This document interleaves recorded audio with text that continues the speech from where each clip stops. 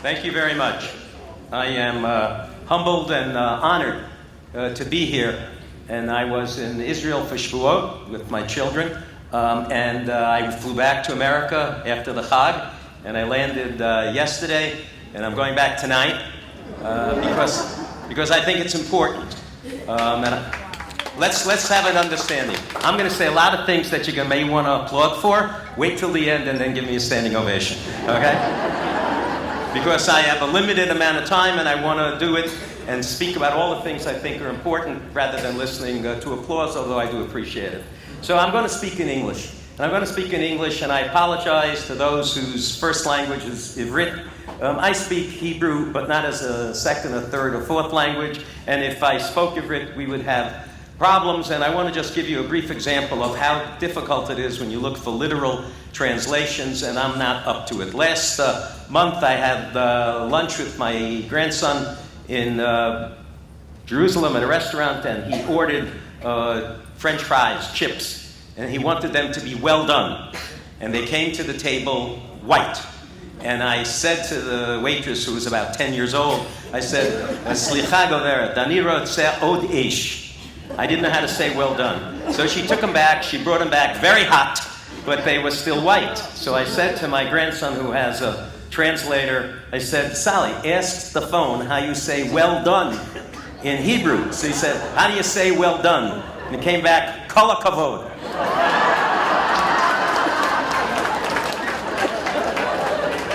It's a true story. You can't make this up.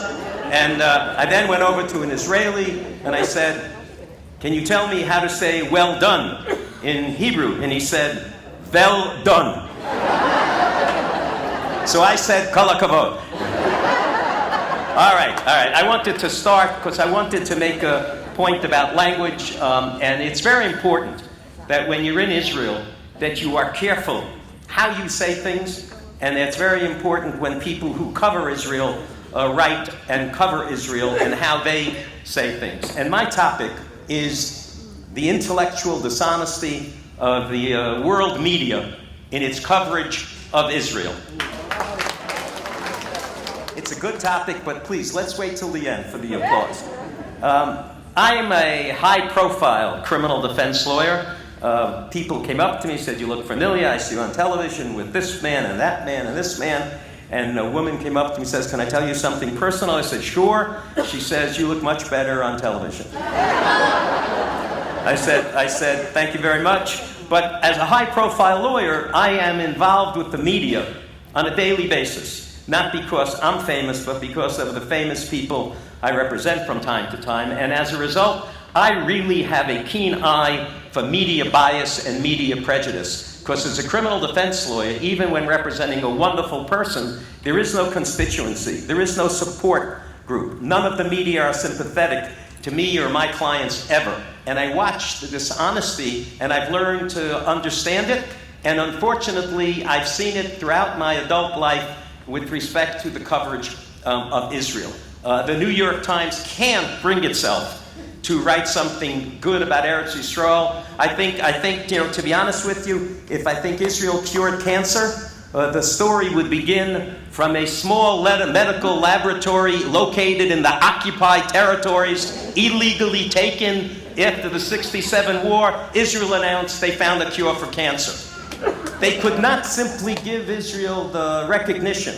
We have the most scientists, the best scientists. We have the best high-tech companies. The best medical discoveries are in Eretz Yisrael. And all you see, and it's a pet peeve I have, Israel does everything well. Their army is the best. Their government is good at having elections. But their army is the best. Their scientists, their medical people are the best. What they don't do well is public relations.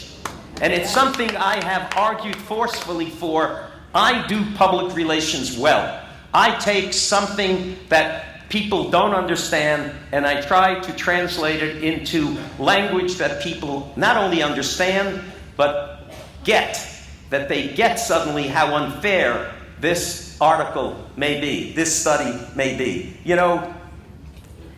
Germany recently had the chutzpah to tell Jews not to wear their kippot in public. I wear kippah surga, as many of you do. You know what it does? It defines you. Maybe here it says I'm a modern Orthodox Jew. In Mea She'arim, it says I'm a guy. In Germany, in Europe, in France, in England, I'm a target. It's a target. 75 years ago, Germany murdered my grandparents, and today they are telling my grandchildren, if you come visit, don't wear your kippah, because someone will try and hurt you, or God forbid, kill you. That is not right. And in 75 years, nothing has changed. You know what's changed? We have the Israel Defense Forces, and we have Shurat HaDin. And I want to tell you that I flew back just for this afternoon to say Kol HaKavod to Nitzana Darshan Leitner. You are my hero. You are a outstanding... What you have done, no one else has done. And it's rare that you have the ability to, in the same room while they are alive, talk about all the wonderful things someone did. Mostly it comes in a eulogy.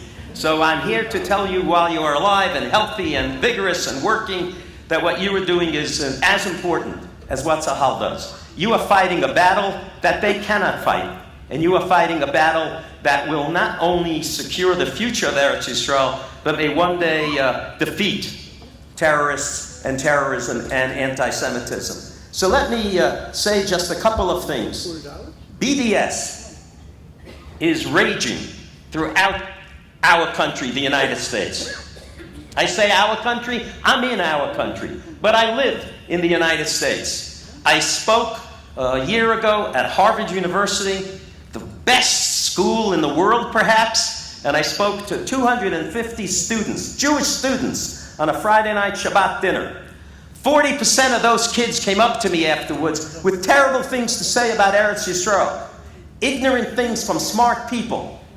Geniuses, perfect scores on their GREs and then their MCATs and everything that you want.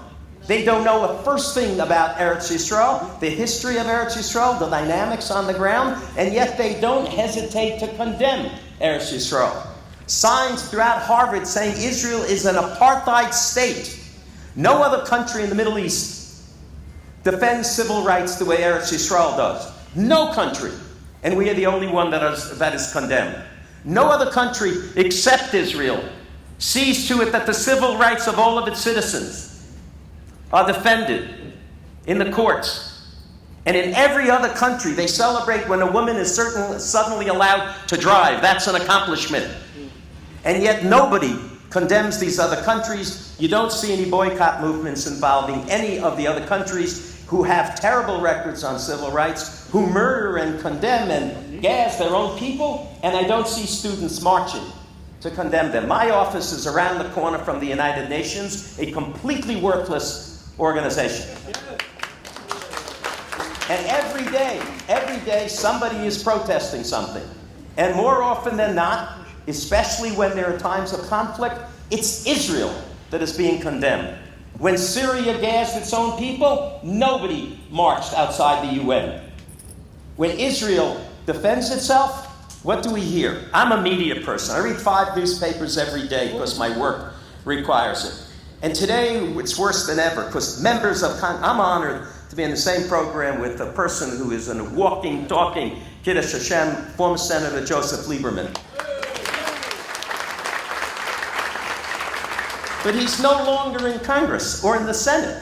And the people who are in Congress today, in the Democratic Party, which was the party of the Jews for all my life, now it's vocal, raging anti-Semites by stupid people.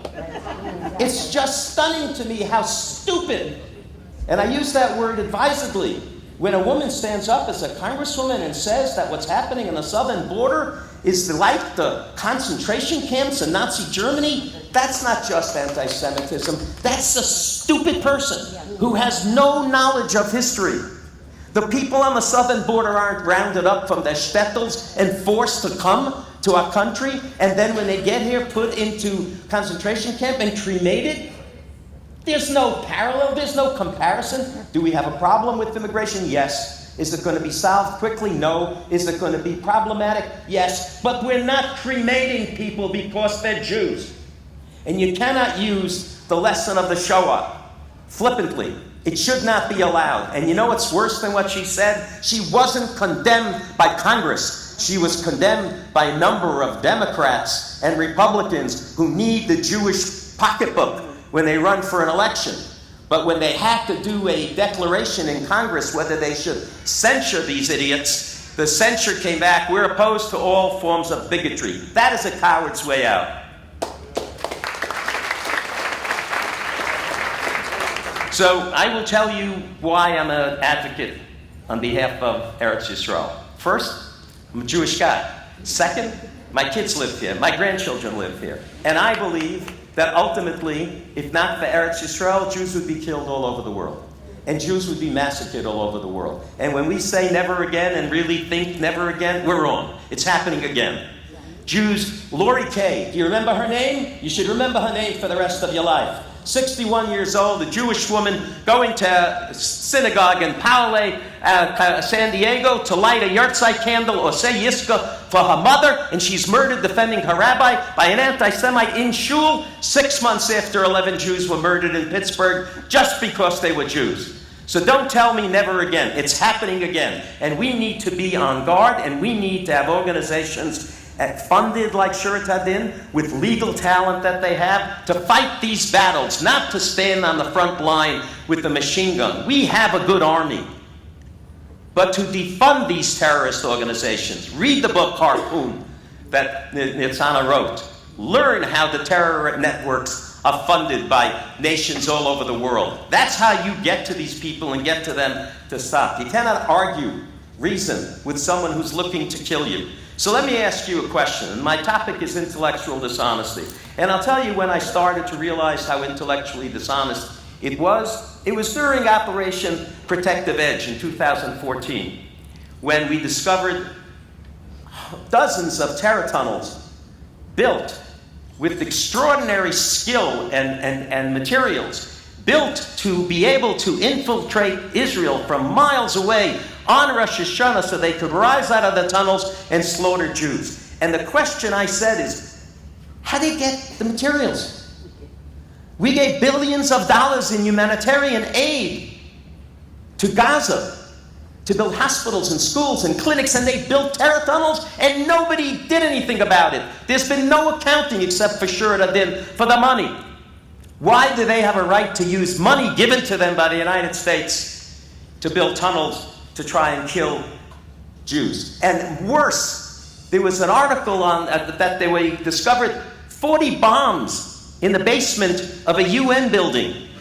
And they were writing about how Israeli Air Force targeted a United Nations peacekeeping facility. And then later it came out that it was a missile storage center. And then the article passed. I have a question.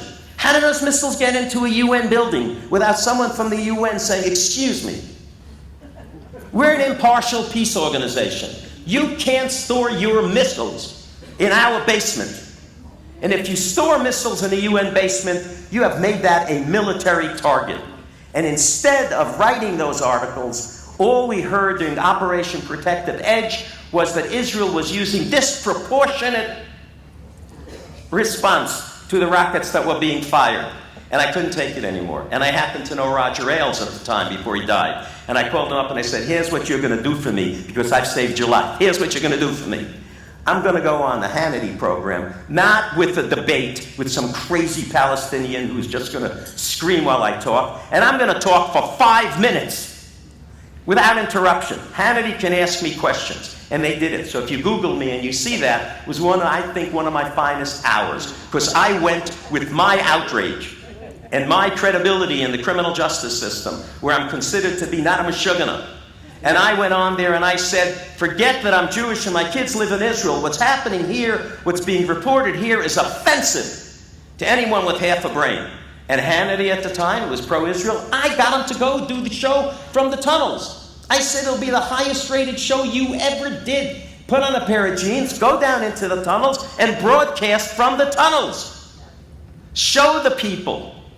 Show the Americans. Show our students who think Israel is a wild, crazy, military, horrible country. Show them the restraint that we use.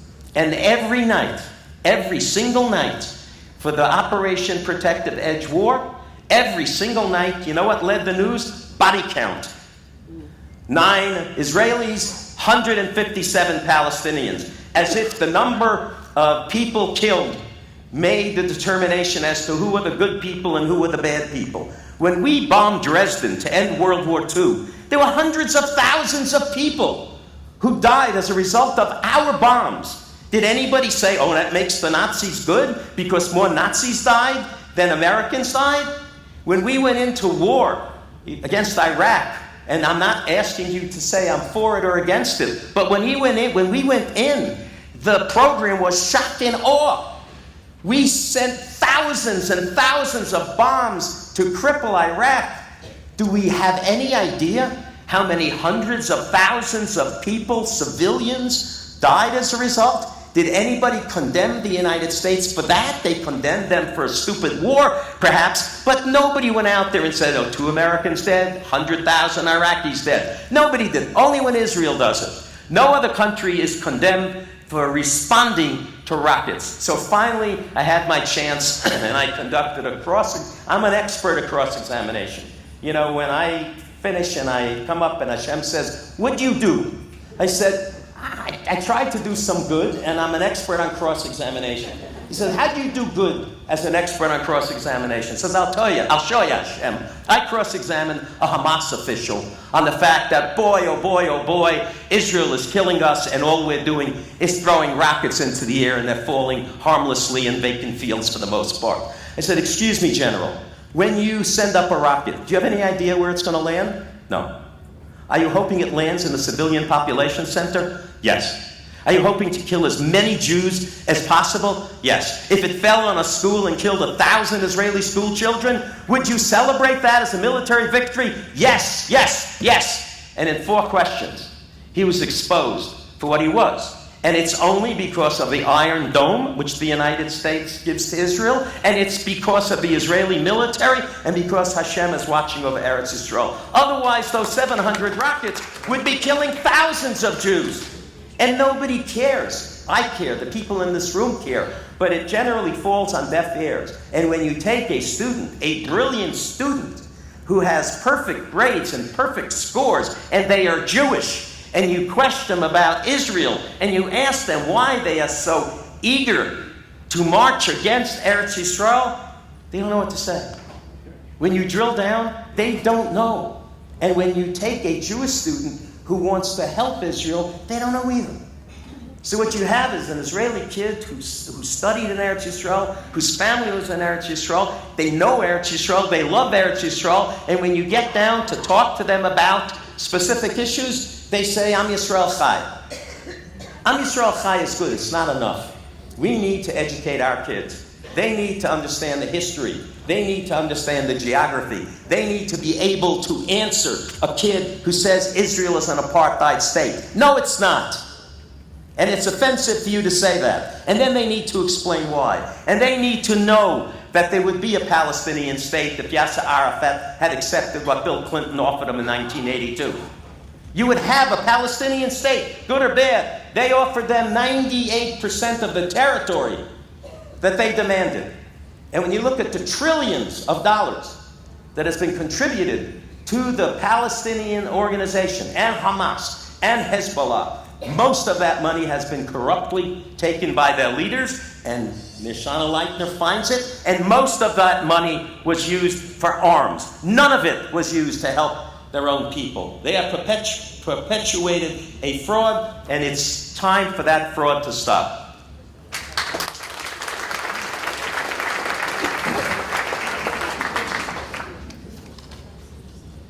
So what do we do about a biased media? 35 years ago, I represented a notorious landlord. They had given him a nickname. I'm not going to use it. You don't need to Google, find out who he is. But it was a guy who every day was being arrested. And every day he was being arrested for terrible conditions in his apartment buildings. And I was his lawyer. And one day, we won. He was accused of not fixing a bunch of serious conditions, and we showed the receipts that we fixed it, and then the tenants went out and created the same type of damage just so he would get arrested again. And the judge heard the evidence, and at the end of the day, she dismissed all of the charges. And that night, I am watching one of the networks, and they covered my trial, and he says the blank landlord was hauled into court again because of horrific conditions in his building, and then they showed the conditions in the building, and then the story ended. And they didn't say the charges were dismissed. So I called the producer, who I knew, and I said, "Excuse me, we won." He said, "I know, but can I tell you something? Not for attribution, means you can't quote me. We have 30 million tenants in our viewing audience and only 2,500 landlords. You don't get news today. You get a distillation of news today. And it's gotten to the point where it's virtually impossible to really know what's happening.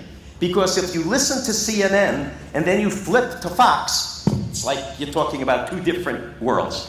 If you then go to MSNBC, which I used to be a fan of, they have completely lost their mind. They are so anti-Trump that if Trump cured cancer, they wouldn't report it. And Fox is so pro-Trump that when they talk, it doesn't make any sense. And CNN can't bring itself to report the news. They just can't stand it. They're so offended by the nature of the political discourse that you just can't.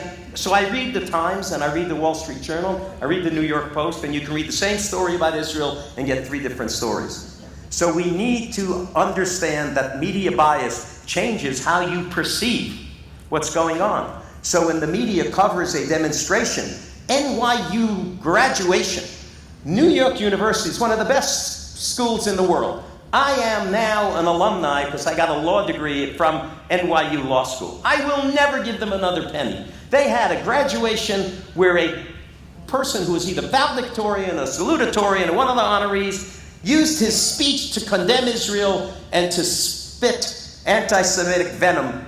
And it was reported everywhere, and NYU was embarrassed. It's not enough to be embarrassed. All of the people who endow NYUs are rich Jews. And they give them tens of millions of dollars every year to keep the endowment current. You go through NYU, all of the names on the walls of the buildings are Jewish men and women who should now take their names off the wall.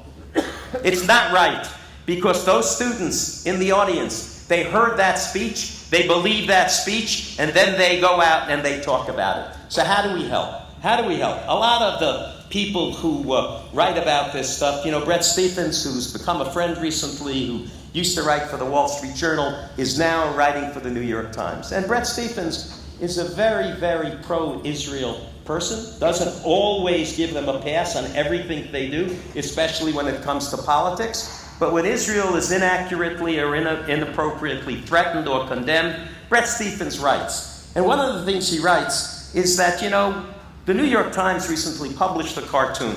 And the cartoon was a cartoon of a dog with Bibi Netanyahu's face on it, pulling President Trump. And it was a dog. And it was so offensive. I mean, people were murdered in London a few years ago because someone wrote a cartoon about Muhammad. It wasn't an offensive cartoon, it just used him in a cartoon. Here, the New York Times, which is the world's still most read newspaper all over the world, you can get it online, published an offensive cartoon. And they finally had to apologize. And they made all sorts of excuses. I work with the Times every day. You send them a quote for an article, it goes through 3 levels of review before you get someone to approve that going in to your article. That article, that cartoon, didn't sneak into the newspaper. Someone there with a wink and a nod let it happen, and the minute it goes in, it goes all over the world. So it went viral, and the Times had a backlash. And you know what happened? People stopped advertising in the Times. People took out the full-page ads. Other media outlets condemned them. And then the New York Times, for the first time I've ever seen it everywhere, apologized and then wrote an editorial about it, and they apologized and they apologized. When you have to apologize as many times as they've apologized, you've done something really bad.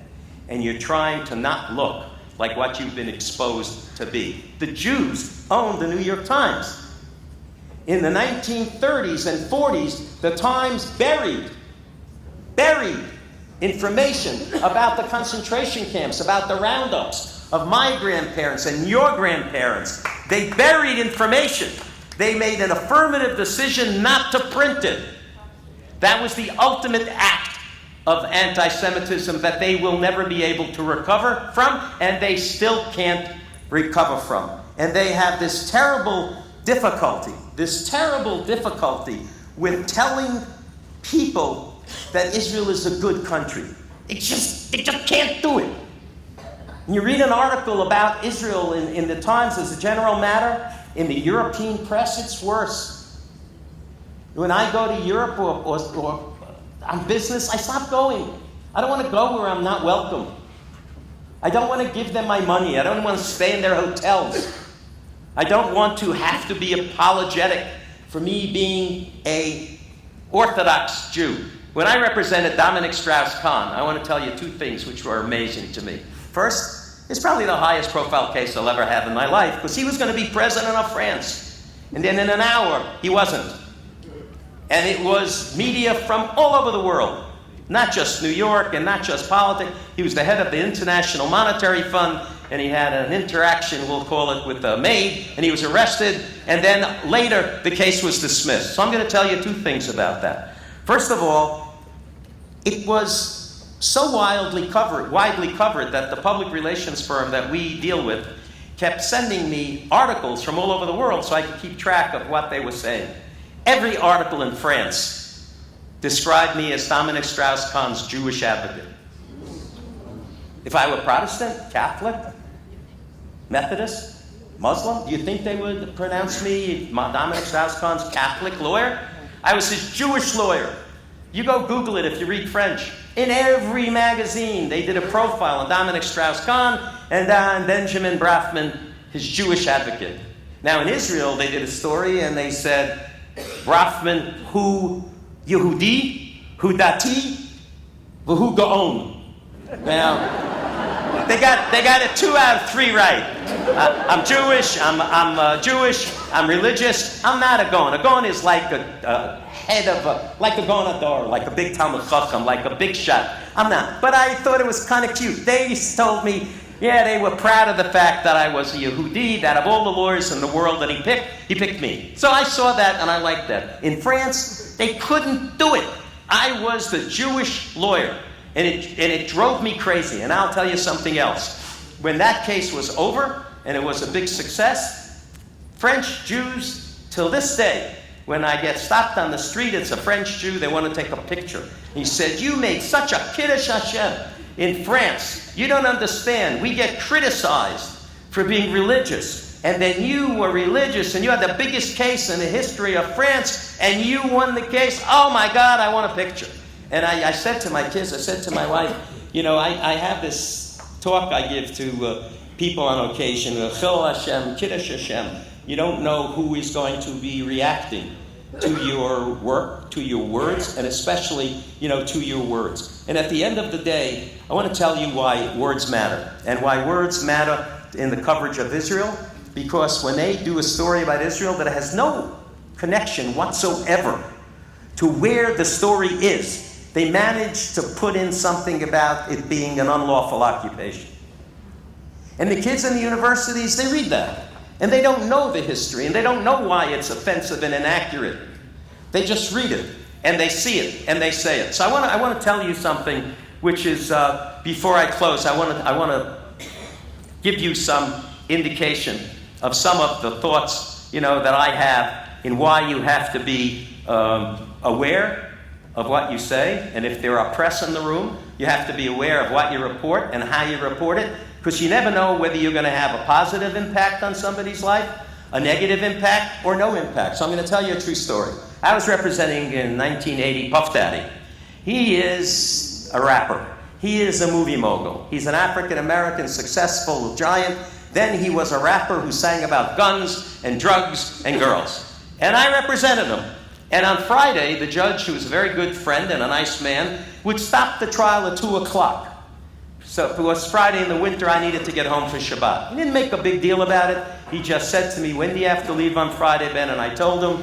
And when Joe Lieberman walked with the Secret Service 5 miles in the rain on Friday night, that was the biggest Kiddush Hashem I personally have ever read about. So what you do has a reaction to other people. So now I'm stopping this trial at 2 o'clock. And the New York Times, which covered the story every day, said in the paper, the Puff Daddy trial stopped on Friday afternoon at 2 p.m. because Puffy's lead lawyer, Benjamin Brafman, is observant and he had to get home for Shabbat. My brother, who was nifted 2 years ago, who many of you knew, was a Rosh Hashiva, he was very happy. My parents were very happy. I didn't think it made anybody else happy. The rabbi in my shul happened to mention it in his drasha. But I didn't think a lot about it. But I'll tell you what happened 6 months later. And we get a call. And we get a lot of strange calls in my office, trust me.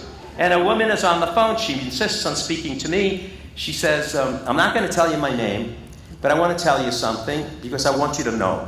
I said, okay. She said, I live in the Midwest, and my husband died a few years ago, and he was only 50, and I'm 50, and I have 2 kids, and we have no money.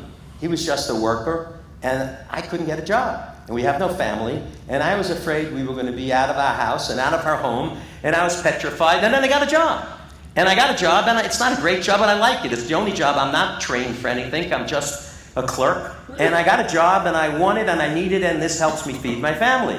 And, we weren't the most religious family in our neighborhood, but I decided 25 years ago that I was going to light candles on time and keep Shabbat, and my kids look forward to it, and I do it. So I came in the first Friday of my new job, and I said to my boss, I'm sorry, but I'm observant. I need to leave early on Friday. And he looked at me and he said, you leave early on Friday. Don't come back Monday. And I stayed. He said, Mr. Brafman, I'm embarrassed to tell you, I stayed because I need the job and I don't have money and my kids need to eat. And I drove home on Shabbat and I was crying and I came into the house and my kids were crying and I lit candles late, but I stayed. And every Shabbos and every Yom Tov, I left not on time. And it was killing me, but I needed the job. And then I read this article that you left early on Shabbat. And I circled it, and I highlighted it, and I went into my boss and I said, next Friday, I'm going home early for Shabbat, and if you don't let me, I'm hiring Ben Brafman.